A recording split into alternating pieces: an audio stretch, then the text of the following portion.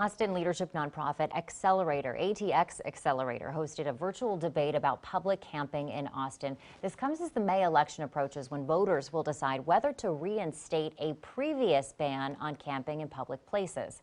KXAN's Alyssa Goard was following the debate for us. Alyssa, first get us up to speed. Who was participating?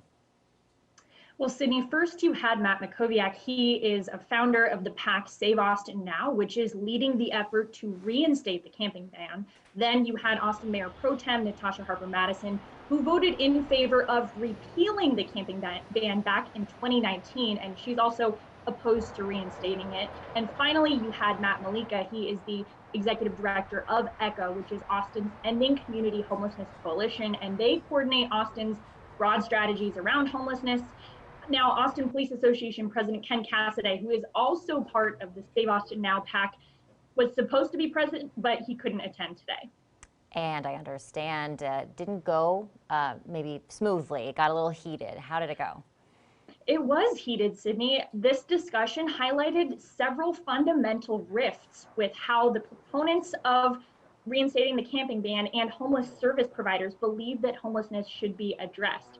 Now, Mackowiak, he talked about his end goal being bringing cleaner parks and a cleaner city with more public safety to Austin.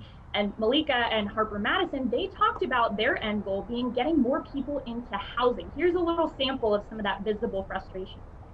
These are Austinites, Matt. These are not like monsters like they're being made out to be, Matt. They are Austinites. They are people. They're human beings. And they're not just statistics. They're not just anecdotes. They're not just, they're not to be glossed over like that. You need to be careful with how you speak about this population. They're human beings. They're folks that we all exactly we know. Those of us that go out and talk with them, Matt. Okay, guys, it's just an important piece. Good point. Look, I'm not going to look, Ward. I'm sorry. I'm not going to get demagogued like that. Okay. I'm just not. I'm not going to get demagogued like that. I want to get to the ordinance itself, so just go ahead, make a quick point.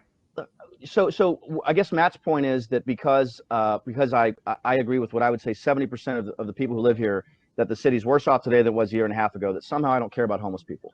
So you don't know me, Matt. I'm Christian. I'm Catholic. I support homeless organizations. I've toured Community First Village. I'm going again in 10 days from now. And Alyssa, this is becoming such a talking point because it is such a visible problem. Talk about how many people are experiencing homelessness in Austin right now.